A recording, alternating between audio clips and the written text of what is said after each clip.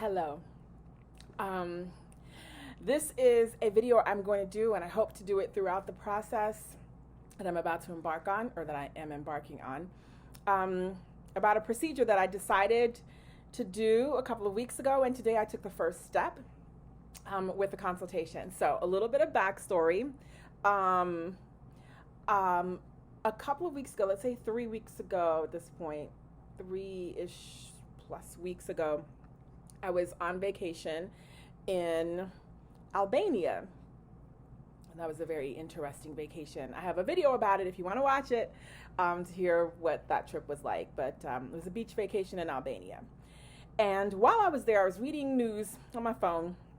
And this celebrity article popped up about Jessica Simpson, the singer and shoe designer. And I think she's been in some movies, so let's add actor to her series of hyphens.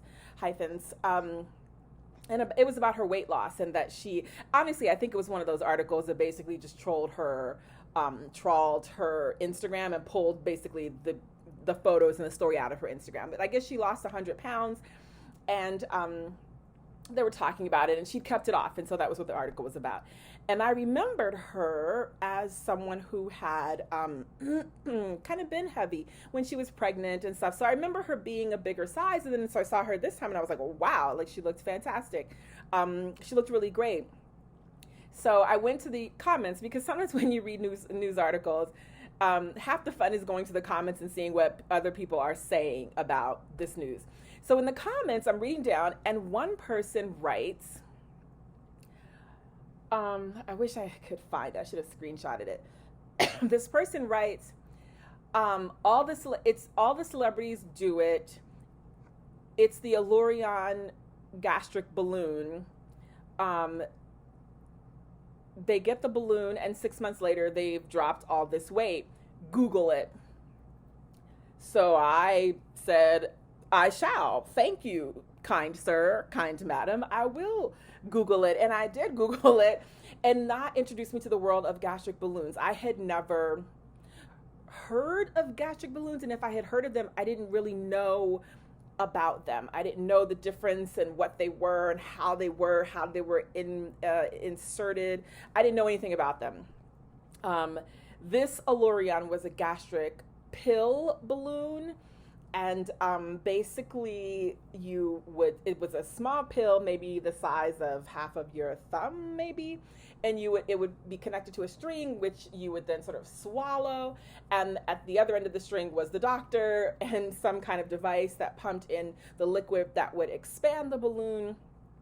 And then you would wear that for 6 months, and you would lose a bunch of weight, as just said, all of the videos that the company had, and the other videos I found, some unrelated videos that I found on YouTube. Most of them were from either the company, Allurion, or from clinics that did this procedure. The thing with the Allurion pill was that after 6 months, after 6 months, the balloon would dissolve on its own, and it would pass through your gastric tract, your intestines, and you would simply pass it like you would pass any other business in the toilet. And lots of people were on YouTube saying they really liked it, but all the clips were very, very short. So anyway, I thought, well, that looks like it's for me, and my goodness. I have to say also, that vacation, I had seen myself gaining weight over the last couple of years. Of course I saw it. Of course I saw the way my clothes weren't fitting. I saw that my face was rounder. I saw that my boobs were really heavy. My back was constantly hurting. My back hurts and my back hurts. My belt's too tight. My body aches from left to right. All of that. I had all of that. It was very clear that I was putting on all that weight.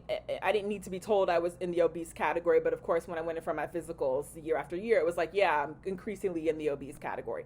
So I knew that, but I never considered doing anything like that about it. I had done diet pills. I had done diets. None of them were successful. I had tried to be more active, but when you have all of these aches and pains, excuse me, I have to sneeze and it won't come. when you have all these aches and pains, when you feel very heavy, my knees crack and ache, my hip aches, my back, like I said, everything just hurts. You're less likely to be, I would take dance classes back in the day all the time. I couldn't stay out of a dance class. I didn't have a problem going to the gym in the past, but now I don't have fun doing those things. They hurt. I don't have the range of motion that I did before, and the recovery is awful. Like if I'll take a dance class even just home on YouTube in my living room, and I'll be aching for days. I'm that out of shape. So I thought, why not try this? I saw the price tag, but I was ready. That vacation, I was with my fiance, who, thank God, is a loving man who cherishes me as I am. That's not to say that he wouldn't love to see me a few pounds lighter, but he's a man who loves and appreciates me as I am. And we took photos of each other. Of course, we're on vacation, we're hanging out, we're having a good time, we're doing different things. And so we would take snapshots of each other. And every single photo that I was in, I was astonished by how big I was in the photos. I had seen myself getting bigger and bigger in photos in the past, but that was the first time that I saw, like, there's nothing redeemable about this picture to me. I don't, in the past I could kind of crop it. When we got engaged not last year, oh my God, what am I talking about? Just a couple of months ago. I didn't like my neck fat, whatever, but I could crop the picture and my face looked cute and his face looked cute. And so I was like, okay, like there was always a way to kind of salvage it, but there was no way to salvage the situation. I'm fat, and there's nothing wrong with being fat, but I don't have good mobility. I have a lot of pains, and I have things are happening to my body that only have to do with weight, I believe. So I'll do a video later, but like, this is me. It's let me pull the hair back so you can see. It's lumpy, bumpy. I'm sitting in bed because I got home from work a little while ago, and I'm tired. It was a long, busy day, and like I said, the back is burning. And I'm drinking a cocktail. Yes, this is a delicious gin tonic. I forgot the lemon, but that's okay. It's doing the job. Not too much gin, really. It's a very, very weak gin tea, but it's my gin tea and I love it. Okay. So I realized in that moment, as I was reading this new thing I was learning about Allurion gastric balloon, that I needed to do that. And I needed to find that money to do that. And that money to do that is about $6,000 something. I think most people will tell you it falls between $5,000 and $8,000 US. It does. Can you go to other places and get it cheaper? Yes, you can go to Turkey. You can go to Mexico. You can, I'm sure, do it in different places in Asia. You can, I'm sure, get it maybe even cheaper in some places in Europe. I don't know. And I thought about all of that because I wanted that one that did not require, let me get this word right. I should have made notes of this, but it's not odontology. It's ecta, whatever it is when they have to go in through your mouth with a machine. They have to put you out for it. It required that.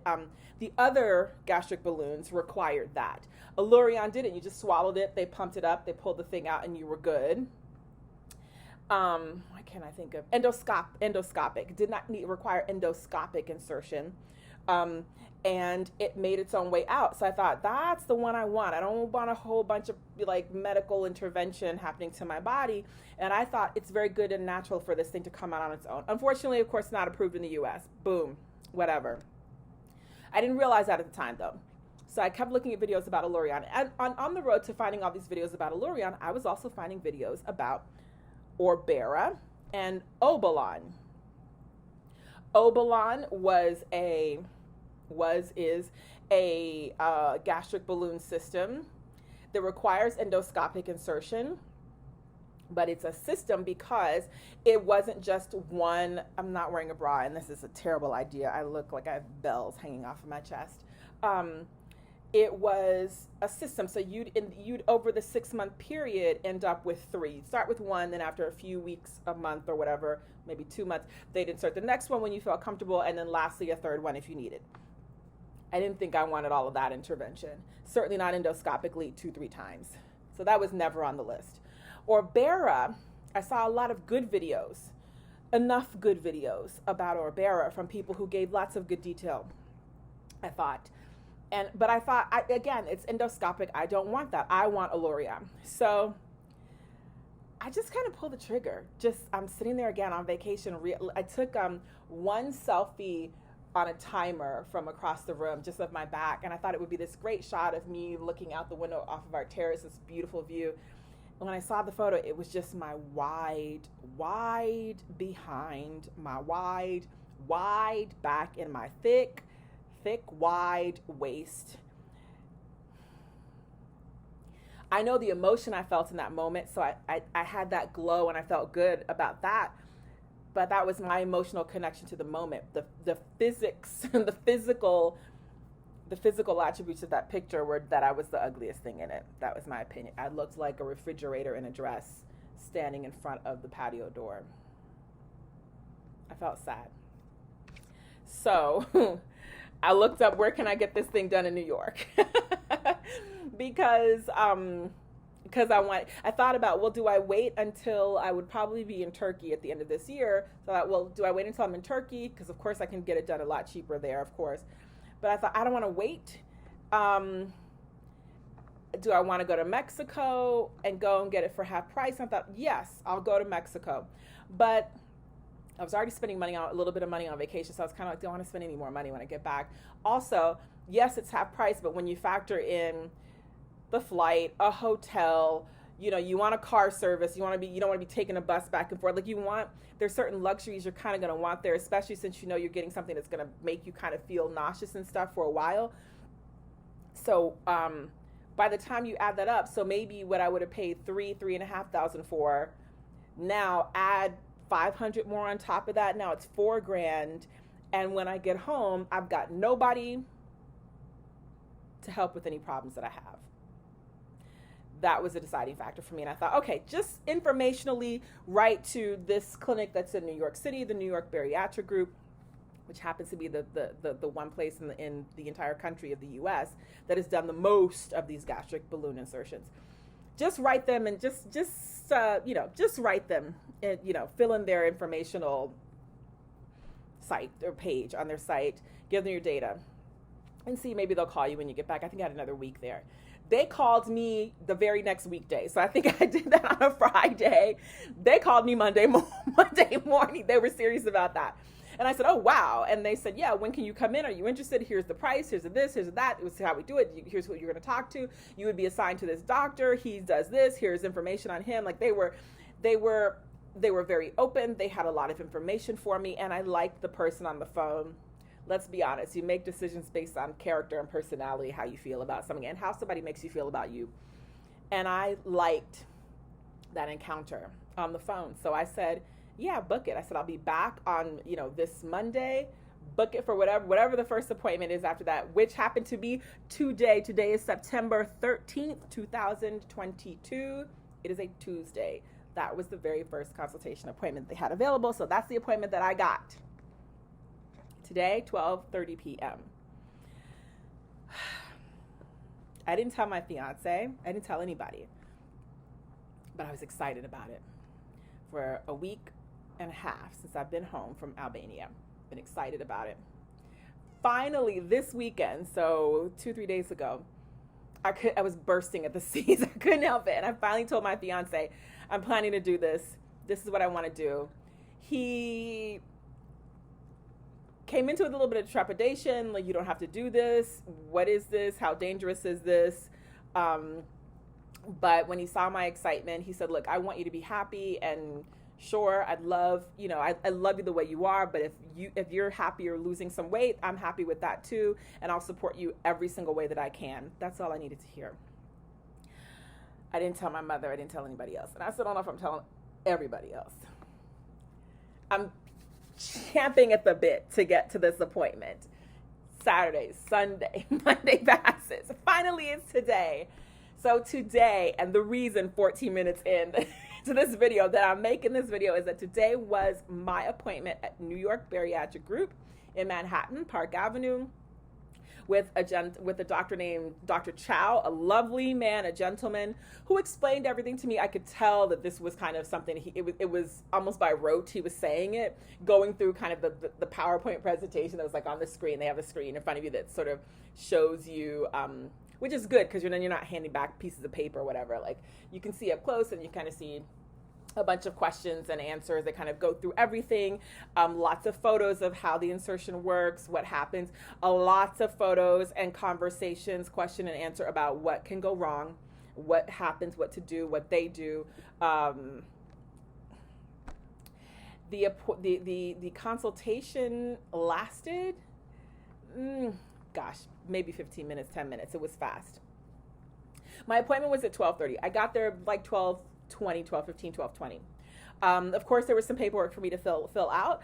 I filled that out on an iPad, some kind of iPad thing. I thought, oh, this is great. Yeah, why doesn't my regular GP have like some kind of, why am I filling out, why are we doing paper in 2022 anyway? I filled that out. But I will tell you the first thing I noticed when I walked into the New York Bariatric group. And I don't want to say this because I am a big woman myself, but when I walk into a place whose sole job is to eradicate obesity, and I walk in and half the front office staff is not just obese, I'm bigger than me, and I'll give you my weight right now. 200, I think I said it all right, 221 pounds, 5'8". Stocky build right now, but generally I'm not a person who gets rail thin, model thin, but when I'm at my goal weight, 175, which is a very healthy weight for me, I'm wearing a size 6, borderline 8 depending on the brand, and I look like I weigh maybe 130. Like people never guess that I'm 175 when I'm at that weight. I'd love to get lower, but I think that's going to require, I don't know. Like if I got lower than 100, if I went to 150, I don't know if I could sustain it, but I know I can stay at 175 because I know how active I can be when I'm at 175. It's a good place for me. Anyway, so I'm 220, 221, which I know because they weighed me before my consultation, but I'm walking in and there are very, very round women in there, very, very big women clearly who doing numbers beyond my numbers. And I'm thinking, well, how do you work in an obesity eradication place and be not just obese, but pushing, I'm thinking, being super judgmental and prejudging with no actual information, but looking to me like you're in the morbidly obese category. But whatever, weirdly, I felt comfortable. It certainly felt understood. Maybe it would have been weirder and I would have felt stranger if I were in a place where everybody was super tiny. So maybe it actually worked that they were that size and I felt like, oh, I'm among people who understand this struggle. So I fill out the paperwork, hands it in. I think the consultation was $150. I have forgotten a part of this. So let me go back. When I said I was champing at the bit and I was so excited about my appointment, I decided that I wanted to call and see if they could move my appointment up. I said, do you have anything this week? This is last week. It might have been like Thursday. Can I come in tomorrow? And they're like, no, we don't have any consultation appointments tomorrow. And if we don't have an appointment sooner than your appointment on Tuesday at 12:30.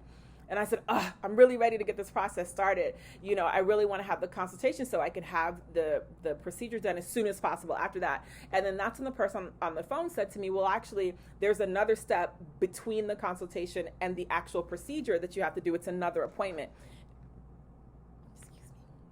And you have to have that appointment booked.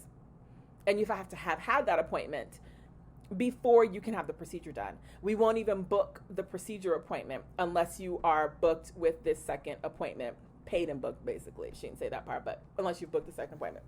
Second appointment is with the nutritionist who basically tells you all the eating stuff, obviously, that you have to do. I haven't had that appointment yet. So I'll tell you about that one later. But that's the part I wanted to add in, that I was so excited to get out and try to move my appointment up. I couldn't, but she said, I said, well, can I make that appointment? Because I want to get this ball rolling. She said, yeah, I can make that appointment. And I said, it's a nutritionist, so can that be a tele appointment? Can I do that via Zoom? Do I have to come in the office? She said, no, absolutely. You can do those via Zoom. We do those via Zoom. I was like, great. So that appointment was for Thursday. So in 2 days will be my uh, it may or may not be Zoom, by the way, but it'll be a video appointment with this nutritionist. And then I will have a couple of those, I guess, during the entire 6 months that I have this contraption in me. So I had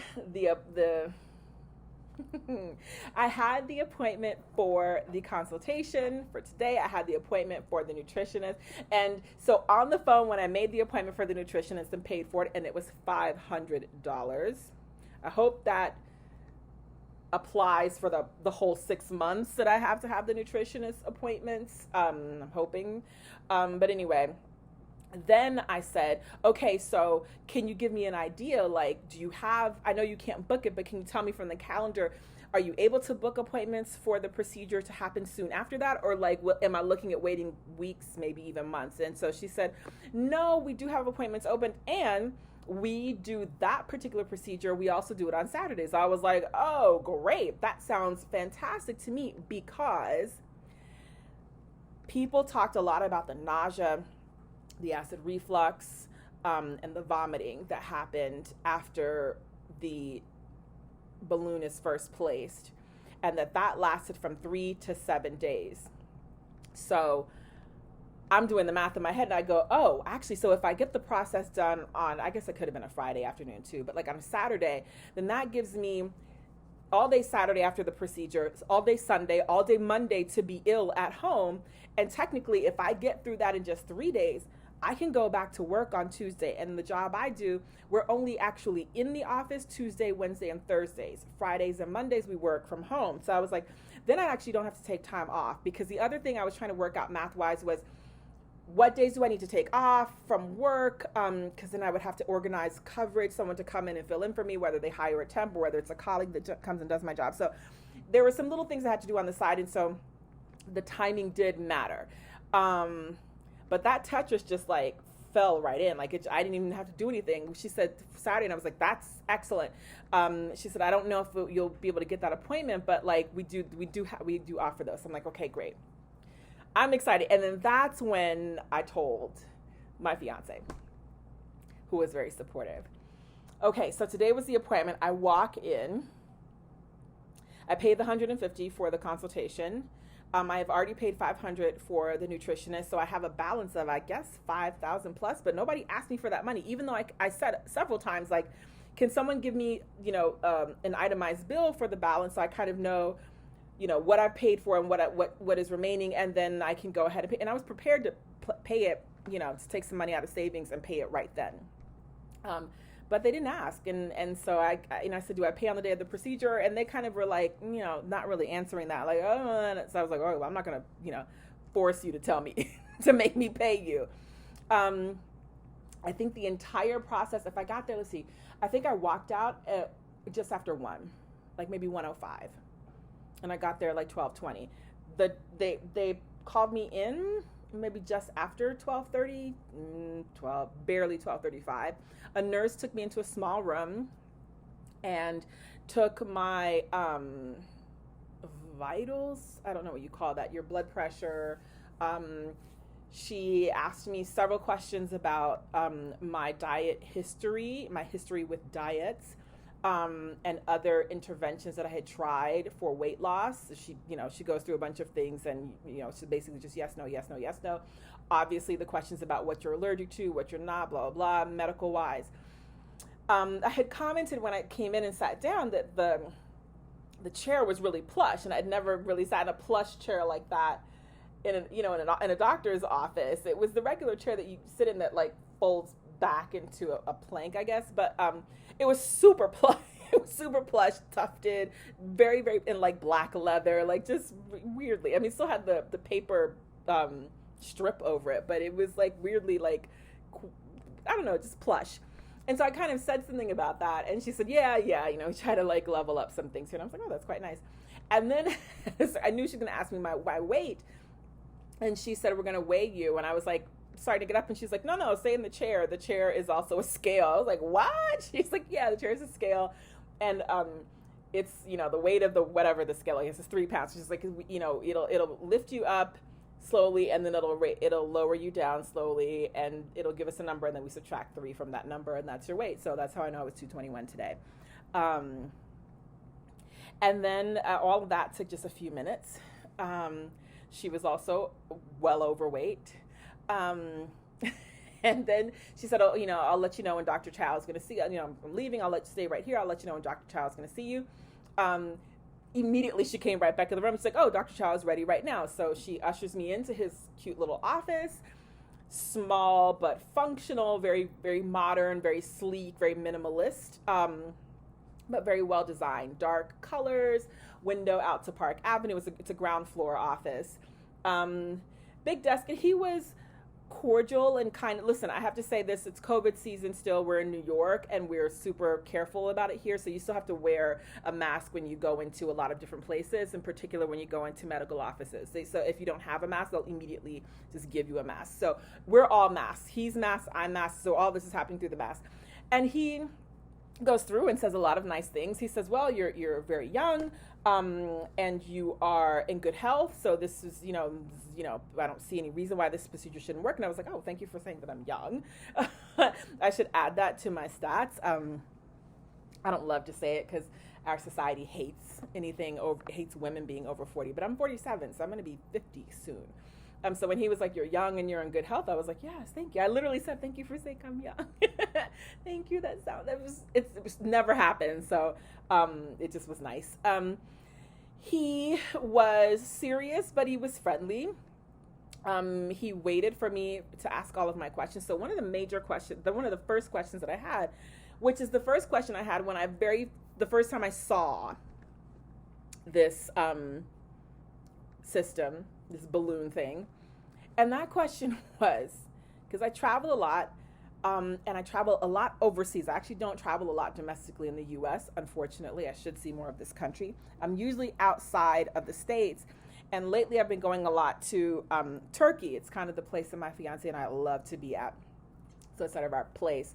And we'll go and we'll stay for a couple of weeks, if we can, a couple of months.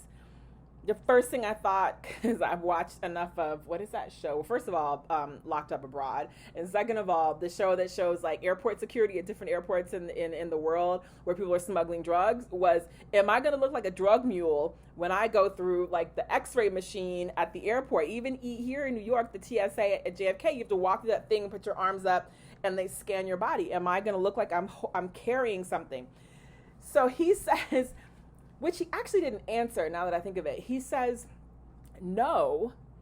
But then he says, I have to say, I don't love the idea of you traveling while you have this, because if anything goes wrong, I feel more comfortable that we know you can immediately get help. And so he's like, if people are traveling in the U.S., there's no problem. I know that they can easily get to someone who is a experienced endoscopic doctor.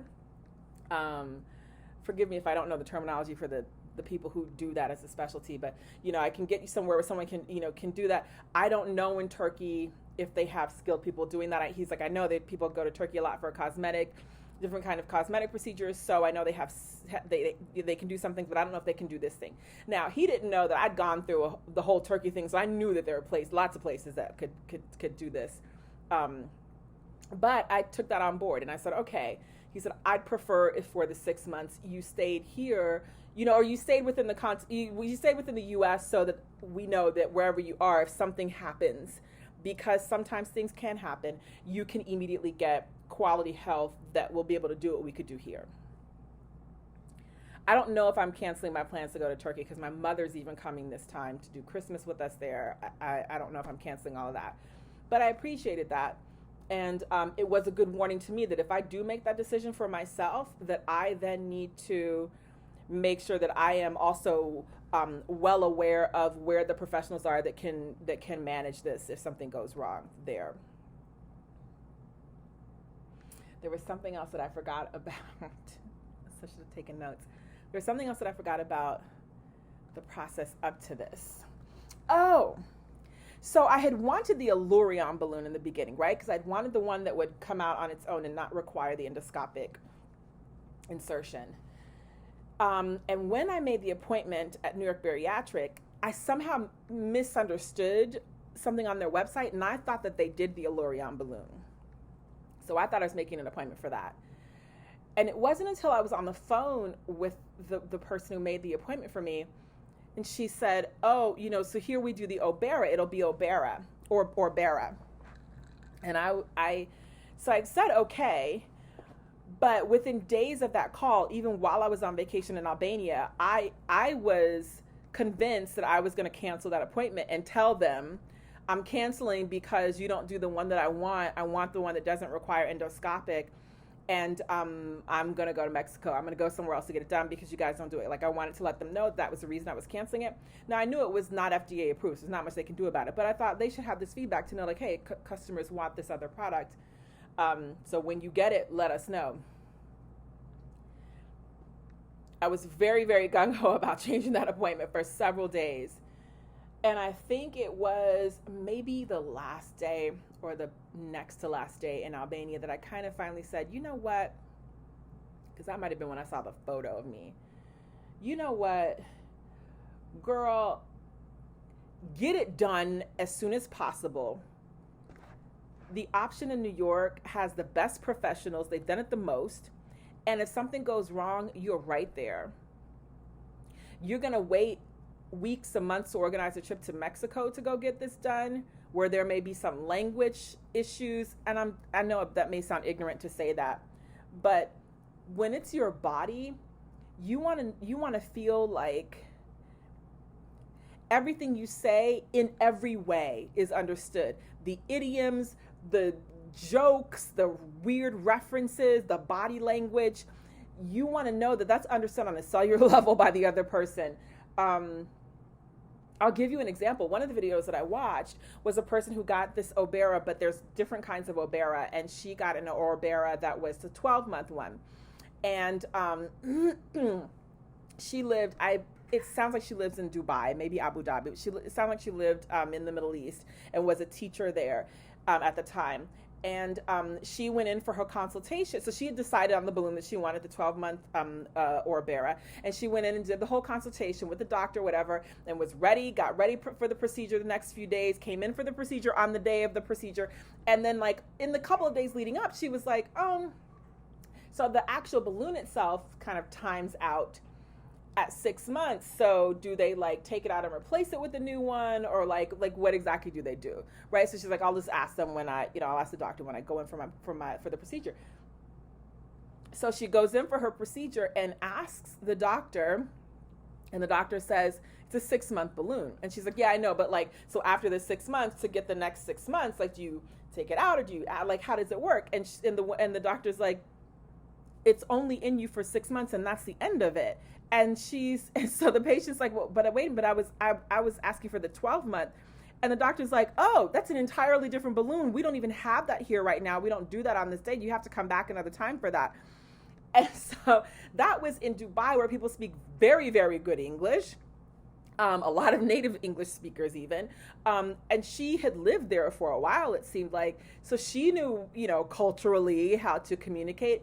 And even there had been that very, very important misunderstanding. So I just thought, once I saw that video, that was kind of a deciding factor. I just thought, there's a lot of ifs and risks maybe.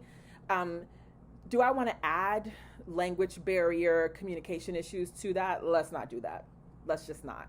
And it just hit me like, girl, stop, pay the $6,000. You live in New York. That's where you're going to get it done. These people gave you an appointment. Go in for the appointment. You don't like it, but go in and hear what these people have to say. The Allurion is not happening. They don't do it in the U.S. Go for the Orbera. Okay, I'll just go for the consultation, and I'll make the decision after the consultation. In the meantime, so between coming back and then having the consultation, at another appointment, had a colonoscopy.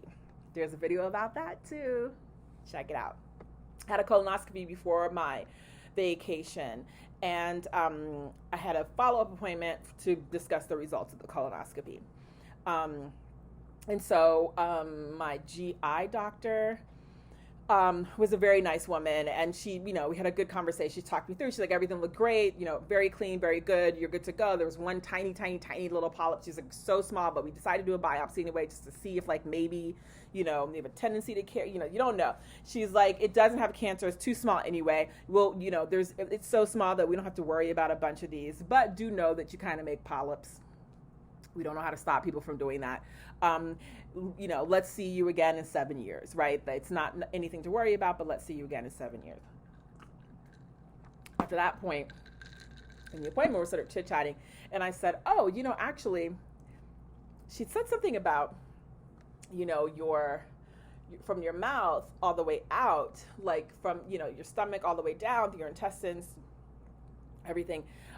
It's one long tube, basically. So when she said that, it like just like jogged my memory, and I said, oh, well, speaking of the fact that it's all one long single tube, I should probably tell you that I'm going to get the gastric balloon. Is there anything that you would say to that, you know, for, against, anything I should know, like anything I should think about? And she had some good information. She said, actually, yeah, I'm glad you told me. You know, she said, you know, I don't have anything against those, and I think it's a great idea as a tool for whoever, you know, can use it, manage it. She had someone in her family or someone close to her family who'd had a bariatric surgery, and she was like, and that person, you know, was able to like get the weight off and keep it off. She's like, I'm very pro, you know, those interventions if they work for you. She's also very lovely. She's like, I think you look great the way you are. You're beautiful. Like, I think your body looks great. I think you look great. You have a great, like, what's the word in English? Ausstrahlung. Aura, or, you know, like good energy, whatever. Like, she was like, you know, you're in good health, and you're like, it's like, you don't need it, but if that's what you want to do, I support you in that. And she's like, and keep me posted. But what she said also was like, so, you know, she's like, in my job, we always want people to eat more fiber. So she was like, you know, I was telling you before, you know, if you could eat more fiber, that's always healthy. But if you're going to have this gastric balloon in you, it's going to be harder to eat the things that give you fiber naturally, right? So she's like things like broccoli and a few other things she had named, like they'll be a little harder to get down because you'll have this giant kind of obstruction in your stomach, kind of preventing that. So she's like, you're going to need to find ways to regularly get enough fiber. Since you won't be able to eat it naturally. And I thought that was actually good. Like, I hadn't read that. I hadn't heard that in the reviews, and no one else had said that to me. So that was good. And it was just nice to kind of have her on my side. I liked that. Right. So that was maybe like the Thursday or the Friday before my appointment. Then the weekend came, and then my appointment was today. So this is my very long video to say all of that. So I am excited. This was the first step. In the consultation, Dr. Chow was like, so, you know, do you want some time to think about it?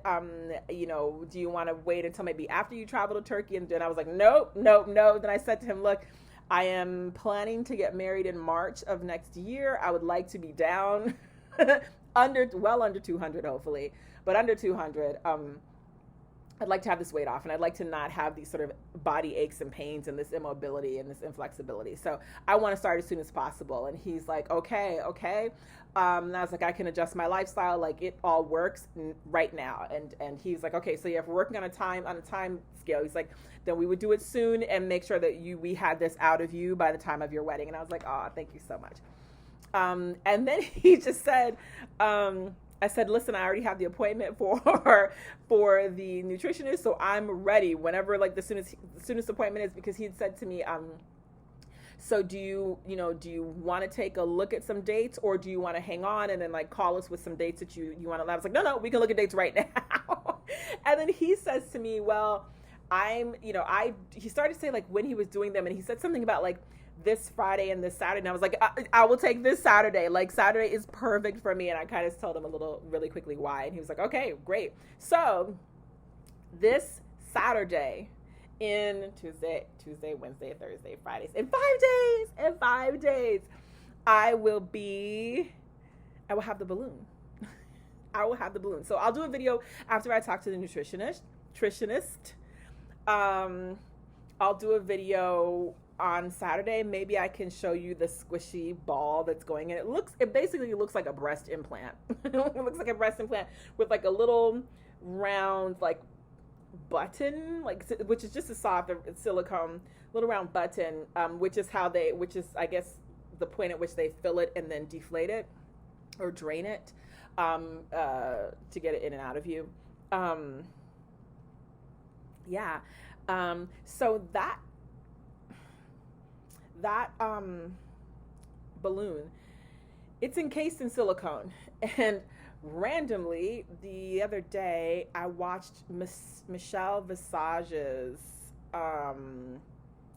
documentary, reportage film about breast implants, about breast implant disease, which is basically like an autoimmune system disruption or disease that has happened to thousands, really hundreds of thousands and maybe more, women who have had breast implants, and basically they're tracing it back to the silicone. And we're talking about saline implants, but they're encased in silicone. And I didn't watch all of it because there was too much gaslighting from doctors and people who were, breast fanatics, and all of these men who love to create the perfect woman, and run around telling women, oh, you need to fix this and do that and do this and do that and do that. I know it sounds crazy when you say that when I just went to a bariatric doctor, but these men that look at women and go, your breast should be bigger, your nose should be more narrow, your lips should be plumper, that kind of stuff. I don't like to listen to those kind of people. They will always find fault. So I've had to fast forward through several parts of that documentary, but I landed on a really important part, which is that when she finally discussed it on her social media platform, somebody answered, and lots of people commented, of course. And one of the people who commented happened to be a person who had worked in a lab that made the implants. And he said that they did this experiment every day for maybe 7 months or something crazy like that. And basically what he said was they proved that even when nothing leaks, when the implant does not rupture, silicone is emitted, is left, secreted. I don't even know what the right word is, but silicone comes off of that encasement. Silicone comes off of it. So if it's in your body for 20 years, your body has silicone. Even though the thing is still intact, your body has absorbed silicone. The way that they did this was they had some kind of silicone plate. I envisioned it like a hot plate. I think they must have shown it was like a hot plate. It just looks like just pure black metal, but I guess it's silicone, whatever. And they have the weight of that. How much that weighs.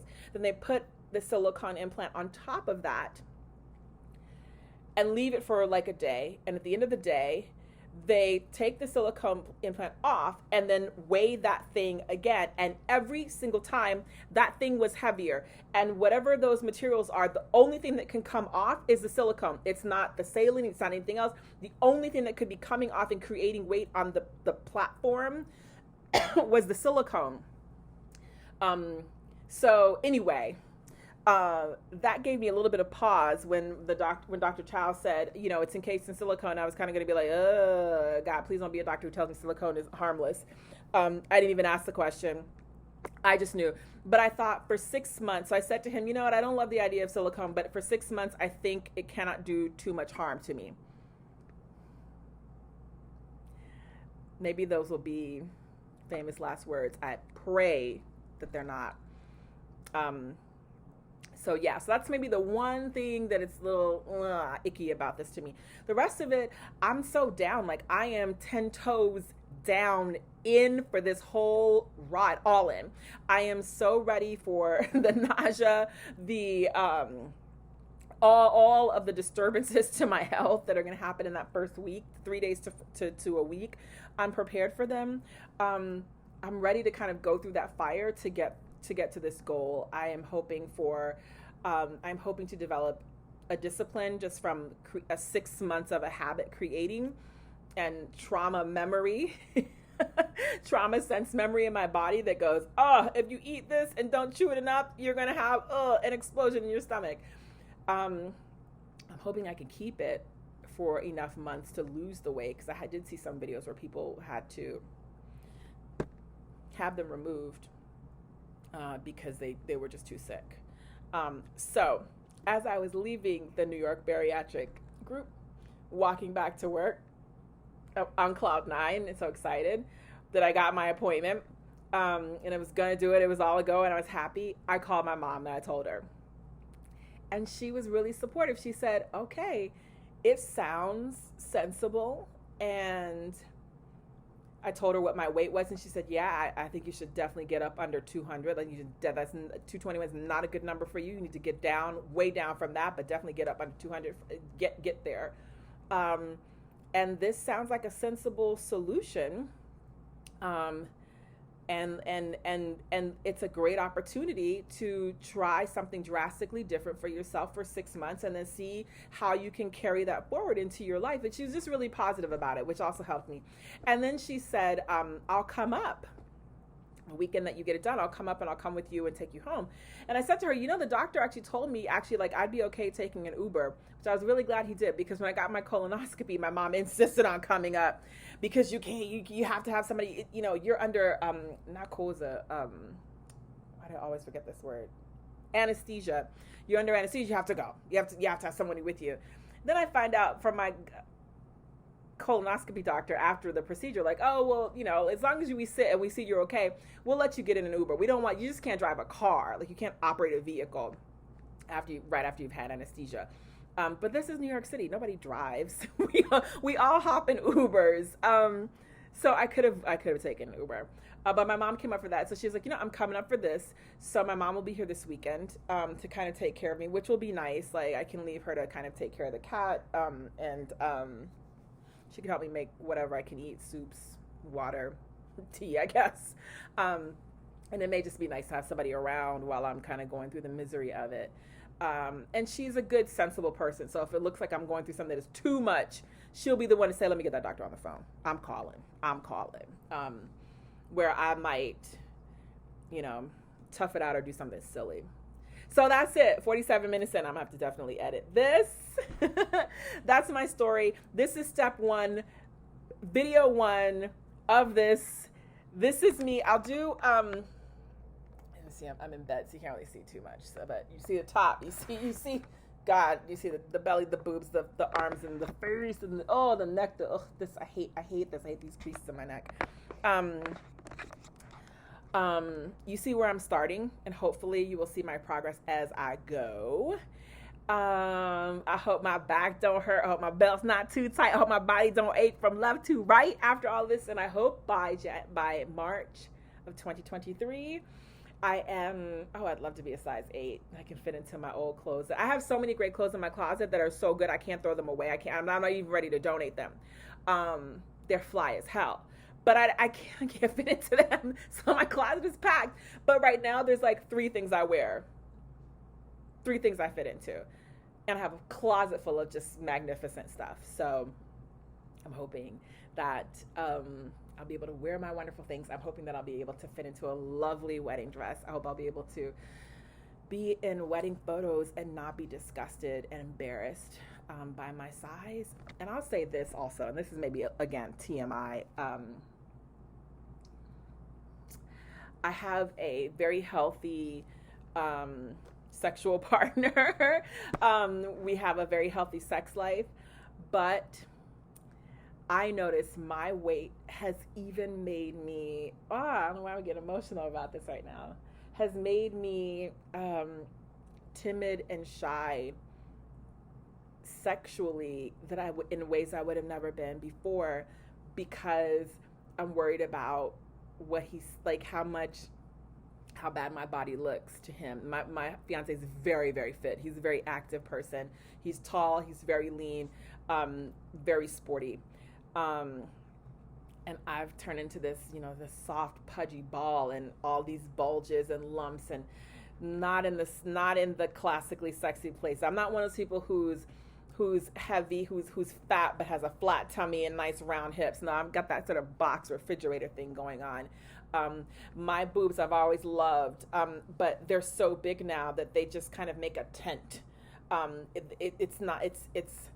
I think there's a point beyond like a double D where it becomes where you start to create that refrigerator shape, and my boobs are wide, and so the big is out to here, and then it's out like to the side. So I can't even put my arms straight down. I have to like move my boob in to put my arms. There's all kind of stuff like that that I'd love to sort of see go away. Am I concerned a little bit about sagging skin in the weight loss? Yeah, but I'd love to have that that's, to me, that's a good problem to have at this point right now. Like, I'd love to have to worry about that problem. Okay, I'm gonna stop the video because now my cat is coming to check out what's going on. This is my kitty cat. Okay, that's it. I'm gonna finish my gin tonic. I'm trying to get in the last hurrah of what I can eat and drink and enjoy. And I will make the next video Thursday in 2 days after my appointment with the nutritionist, who's probably going to tell me to basically eat baby food, which could be okay. I got to do something. Thank you for listening.